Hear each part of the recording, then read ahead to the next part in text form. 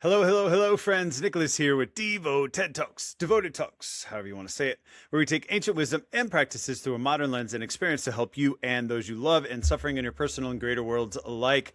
And I am chomping at the bit to talk about this because it came up last night when I was talking to my class, and then afterwards I just felt like somebody needed to hear something, but I needed them to ask a question. And feel like people out there who identify as having psychic experiences or having psychic inclinations might understand what I'm talking about. There was a download and it was ready to come out of me and it was bouncing around, but it needed an outlet and it needed some intention behind it to get there. And so the client started to ask his question and I finished it for him because he couldn't finish it. And it, ultimately culminated in this idea that I want to talk about and riff on right now.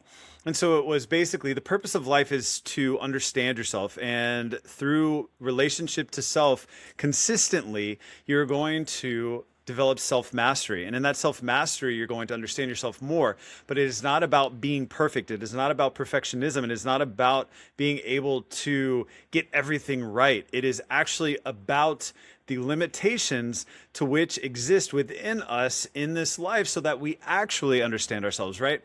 It is the limits of something that allow us to know what it is. If the stair didn't have a limit to its height or its shape, it wouldn't be a step. It wouldn't be able to be utilized for that.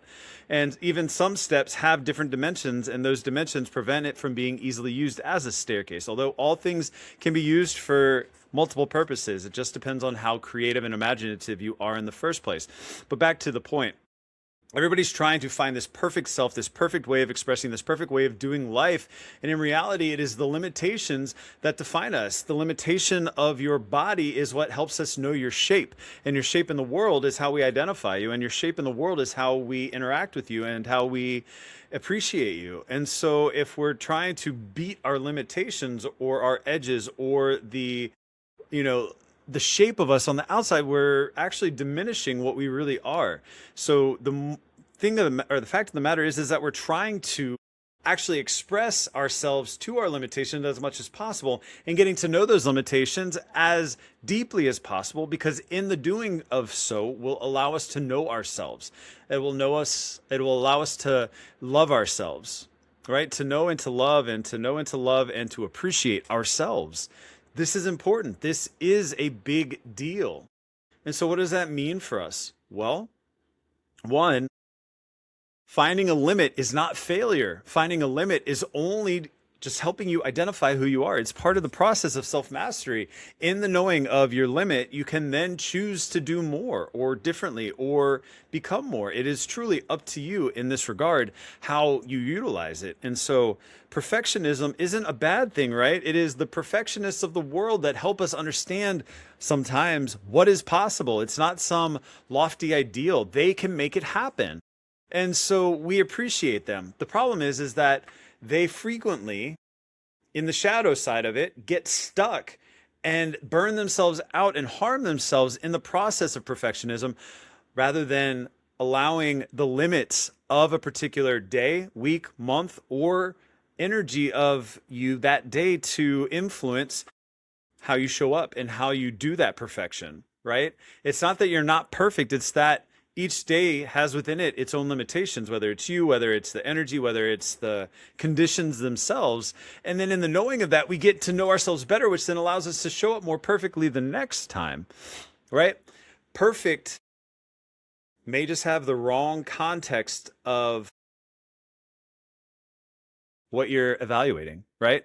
So I know it took me a long time to say that, but my truth be told, my computer keeps freezing as it's doing the upload, and so I'm worried that it's going to mess up the video, and I don't think it will. But that being said,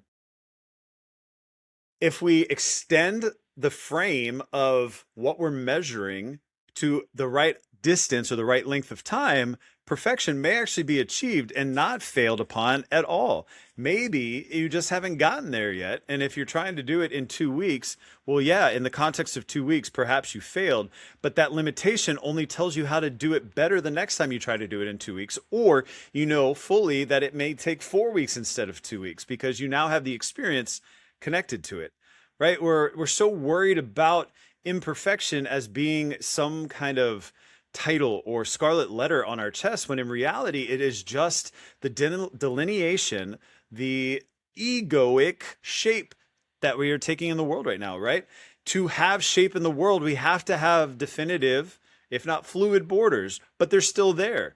What is those borders in relationship to everything else that allows us to know who we are and others to know us as ourselves as well? Do you understand what I'm saying? Right? So cells in the body have these projections called antigens, and these antigens help the body know itself from other things, from foreign bodies and the likes. And when it recognizes something foreign, it then goes after it, but it's based on the shape and the limitations of the borders. And if it has the right limitations and borders, then it can stay. And if it has the wrong ones, then it can be mounted upon in defense to get rid of it. So, what am I trying to say here? Perfectionism isn't a fault. Excessive perfectionism can harm you. Those who can see what is possible make the world become more. There's nothing wrong with that. But if you use it to harm yourself, why? Limitation is only a mindset, but it is a reality within the context of what you're talking. And so a limitation doesn't exist if you extend it out far enough, right? It's just like calculus, right? The limit doesn't exist in certain circumstances, and that's okay, right? It becomes this theoretical thing. But in practice, ultimately, if we took our life from start to finish and evaluate it, we're probably going to have a different understanding of our life than if we just take our teenage years or we just take our 30s or whatever context we're giving it. So why are we always limiting the way that we look at it, right? I think it's our society and our culture which has really honed us into this commercial mindset where there's something outside of ourselves that will make us able to be the best version of ourselves, rather than the fact that we can only become better versions of ourselves by the choices we make, which may include using things external to ourselves, but it's still a decision we have to make. Consumer culture is all about telling you why you need that thing and making you make the decision for you, right? The best kind of marketing is the marketing that makes you do what they want without you knowing that that's what's happening, right? But now people have become numb to that. And so everything has to be grandiose and just really eye-catching. Like I get so many views on social platforms, including YouTube, because of my beard, but then my message isn't exactly what people wanted, but I have the look that people unexpectedly captures them. But then my message isn't necessarily always the same. But I'm speaking to a very specific audience. So if you're here, I'm glad you're here and I appreciate you. But all this to say, the limit is how you self-master. The limit is how you know yourself.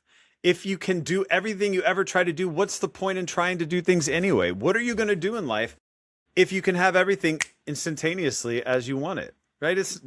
It doesn't make sense, right? If you could instantly have everything, what would you need outside of feeling good and or eating well, right? Because if you eat well, then you feel good and then you wouldn't need to get up and do anything, right?